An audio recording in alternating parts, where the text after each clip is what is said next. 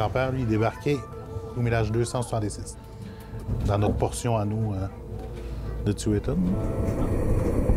C'est nostalgique quand même de voir que mon grand-père était là, qu'il a sûrement exploré ou qu'il a sûrement vécu de grandes histoires, là, sûrement.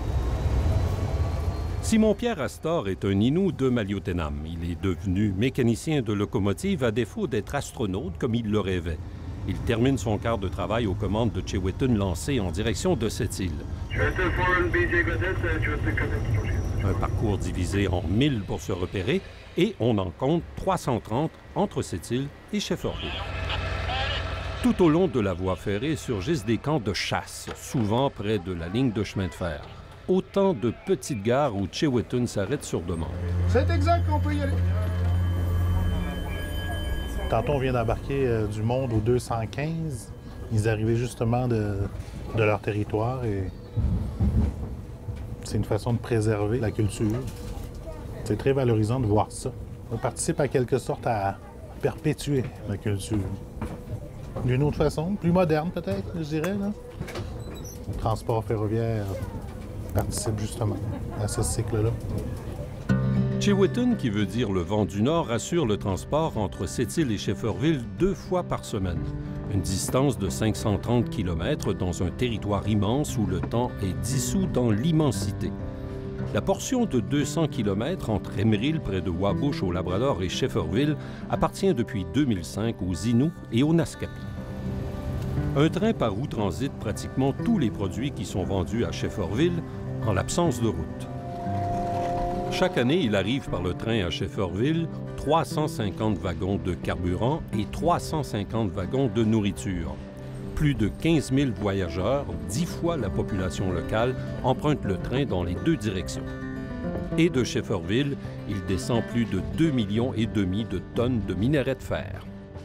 Ça coûte tellement cher, le train, faire venir du matériel. Là, comme là, on est en train de rénover des maisons, des appartements.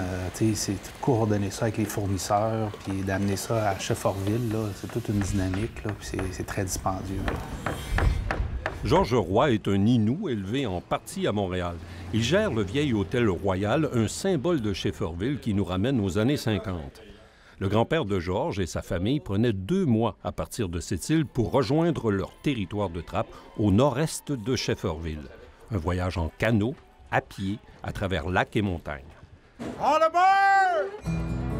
Chewetton représente maintenant un outil de développement qui incarne aussi l'avenir.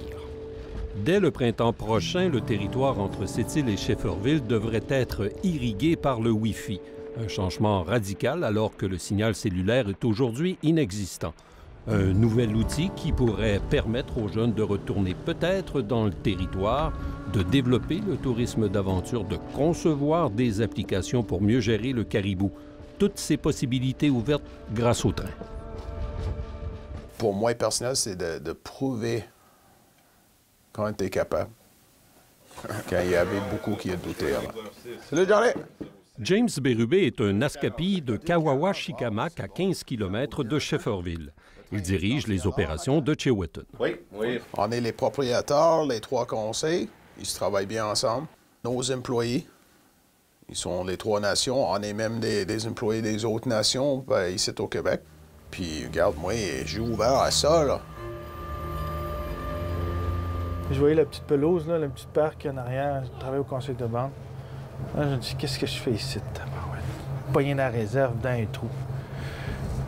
Là, c'est complètement différent. C'est en hauteur dans une locomotive, puis je vois le territoire au complet. C'est fantastique.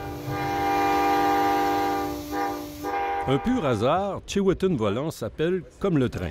Il est aussi mécanicien de locomotive. Il rappelle que dans les années 50, on interdisait aux Inuits de monter dans le train qui passait sur leur territoire. Après 3 jours, j'étais en train de pousser mon canot tranquillement dans les rapides, avec des bagages en masse, une personne en avant. Là, je regarde le train passer, puis là, je me dis... Ouais, dire qu'il était exclu, je comprends comment que ça peut être frustrant. Là. Maintenant, je vois bien que c'est le jour et la nuit. On t'interdit d'embarquer à bord puis de décider si qui t'embarque. C'est plus la même chose, là.